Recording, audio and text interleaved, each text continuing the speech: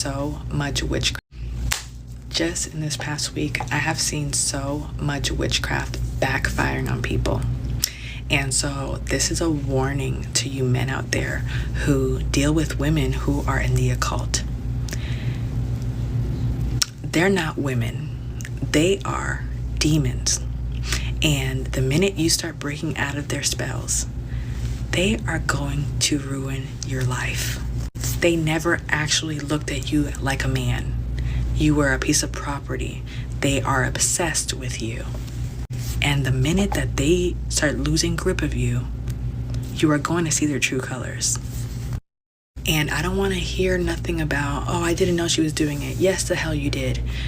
There is no way somebody is doing witchcraft on you. You're living with them, you're dating them, and you don't have no type of sign, not a dream, not an altar that you see, no freaking sage. There's always a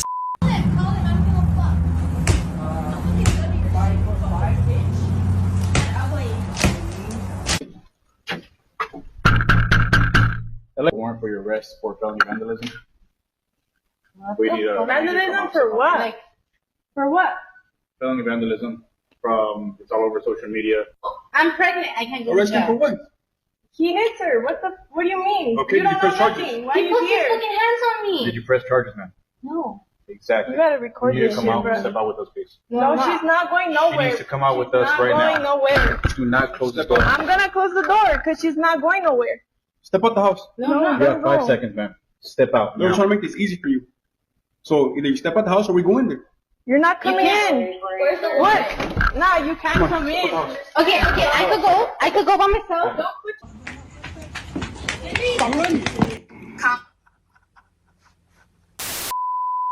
Kamala straight up just said on Call Her Daddy that there are no laws that give the government control over men's bodies. Ma'am, have you heard of the draft? I fear some people are being purposefully stupid. But sure, let's pretend like being drafted to join the military is similar to having to carry a child in your body against your will. And I'll just say it, like, I think drafting people is wrong because I think it's wrong to force someone to do something that they don't want to do. So I'm so glad that we agree, girl, and I think that we should probably abolish the draft and that we should totally bring back abortion. Like, you're so right. We're on the same. When did men stop being I can make it, I can fix it DIY men? Because I've grown up in a household where my dad can make or fix anything. I need a bookshelf building, my dad will do it. My heels broke before my night out, my dad will fix it. I need a little hole in my belt, my dad will put it in perfectly. And if it's not your dad, it's your uncle or your granddad. Yet men from my generation can't even put a picture frame up straight. So like, what's going to happen when all the girlies my age move out? Do they save these jobs up till the end of the week and get their dad round? Because then what happens when this generation dies? Luckily, my boyfriend's a bespoke joiner, so like I've got this area covered, but I fear for you all, I fear. I think men stop being I can fix it, I can make it DIY, whatever the case is, when women started having opinions. This is the story of me agreeing to get an older woman pregnant and then her trying to ruin my life. When I was 23, I had a one-night stand with a girl from my hometown named Maria. We both knew it was nothing more than that, and we didn't speak after. Several months later, I received a text from her saying that she hadn't been lucky in love and she wanted a baby before it was too late. So she asked if I would get her pregnant and I wouldn't have to bear any responsibility, like a sperm donor. I considered it and I first thought no, but after some time to think about it, I thought it'd be the right thing to do for someone struggling. So we filled out an ironclad agreement and basically I wouldn't be responsible at all. A while later, she told me she was ovulating, and then a few weeks after that, she told me she was pregnant and it had worked. I went back to California for work, and we didn't speak after that. Unbeknownst to me, she contacted my family behind my back and invited them to the baby shower. They then began getting dinner or whatever regularly, and as she got to know my parents started encouraging me to be in the baby's life, and once I found out it was a little girl, I thought it was the right thing to do. I flew home to be there for the birth, and I got a tattoo of our daughter's middle name before she was born. After our daughter was born, Maria wanted us to be together and be a family, and when I said I didn't want to do that, she wouldn't let me see my daughter. My main source of income at the time was the Airbnb that I owned, And she said this a few months after she was born. I felt bad, so I let her move in for several months, rent-free. Once she moved out, she told me this: I've never done anything to warrant supervised visits, but I agreed to keep the peace. I would come home as often as I could to see our daughter, and things were usually okay when I was there. These are all from her Facebook. One Halloween, I didn't want to wear matching costumes with Maria, so she wouldn't let me see my daughter for a while. And when our daughter was being baptized, I drove a 14-hour round trip from Nashville to attend. And because I didn't want to see Maria the night before, she didn't allow me to come to the baptism at all. Soon after this, she served me with child support, saying that our original contract wasn't valid because our daughter didn't have a social security number yet. And I didn't fight her on it. I didn't have the time. I was living away. I ended up paying her $10,000 up front and $750 a month.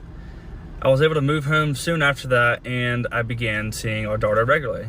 Everything was going really well until I got a girlfriend. Even though she had a boyfriend who was regularly around our daughter, she said that my girlfriend couldn't be around our daughter. I was able to get our daughter for an afternoon, and Maria asked what I was doing. I told her that I was with my girlfriend and we were at Lowe's together. She freaked out. I said I'd bring her daughter back to her as soon as we were done, but instead Maria drove to Lowe's, apparently called my dad, and was running up and down the aisle screaming. I don't know what actually happened, but she was freaking out, just blowing up my phone, thinking she was in danger. And keep in mind, my girlfriend is a mom as well as a nurse. Our daughter was never in any danger. When I offered Maria and my girlfriend to get to know each other so they'd be comfortable, with my daughter being around, she immediately said no and called my girlfriend a word that rhymes with chore and refused to get to know her. Maria then made a public post saying that I was a deadbeat dad and that I hadn't seen our daughter in weeks. Here I am with our daughter just a few days prior to this post. I also left my best friend's bachelor party a day early so I could be home for Father's Day, and she still wouldn't allow me to see her. She even said this to my grandmother. She had her friends comment mean things on my girlfriend's social media multiple times, even though my girlfriend has never been anything but nice to Maria. Because Maria tends to do this, I want to make sure that she doesn't twist the story and make it seem like I abandoned our daughter. I recently found out that our daughter isn't mine. I don't know who the dad is, but I've had 2 paternity tests done, and they both say this. I believed Maria when she told me that I was the only possible father. The situation was weird, but I was always happy to be a dad. I know that Maria already knew she was pregnant. She had to have when she asked me to get her pregnant. I didn't think that was something that someone would lie about to another human being. Not only to me, but my entire family as well. Everybody's distraught about this. Maria, I allowed you to paint me as the villain and you as the victim for years to keep peace, but I hope you know that the only victim here is your child. I swear to God, if one more woman comes on this app and says what a wonderful, exceptional, phenomenal husband or boyfriend she has, and then describes him as kind, nice, reliable, responsible, cleans, does laundry, helps around the house, is good and kind with his kids, plays with his kids, never shouts, doesn't get angry and aggressive, communicates, buys flowers, pays for things, opens doors, wants to celebrate holidays, remembers birthdays, remembers anniversaries, is patient, is understanding. And then we all collectively applaud with joy. I'm going to fucking lose my shit. Because you're telling me that this man is considered to be exceptional, phenomenal, and wonderful, and you cannot believe to have met him and to have him as your boyfriend or as your husband, and you just described a standard, normal human person. The bar is so fucking low for men that describing a normal person, a human who displays normal human traits, is considered to be phenomenal, is considered to be fantastic. Oh my God, my husband is unbelievable. For this, for doing things all women are doing every single day, for portraying characters that we all do to people we don't even know. If one more man tells me that 70% of divorces are initiated by women, I am going to lose it. I cannot comprehend having a discussion about the state of marriage and relationships today, and these men that keep coming and saying, well, 70% of divorces are initiated by women. It's women that are causing all these divorces. Sweet pea, sweetheart, darling, sweet boy. Do you think a woman who has gone out of her way to get married, sometimes to have a family, to build a life, to build a home, to be married for years often, wakes up one day and says, I'm bored. What shall I do today? I know. I'm going to divorce my husband. Women are initiating 70% of divorces because they are being treated like dog poop in their home. Oftentimes, they have tried for years to hold it in, to make it work. Oftentimes because of children, because they don't want their children to be in uncomfortable positions. Because what men don't realize is a lot of times you guys have to be managed. A lot of times, if you guys are not getting your own way, it can go left, especially in a comfortable position as like a marriage where you know that woman is to some degree stuck. There are a lot of men who are using their wives, dragging them across the floor like mops, physically and metaphorically. And I don't know if it's the culture, especially in Africa, like the African mindset where people think that because you get married, you have to endure now. You can no longer get divorced.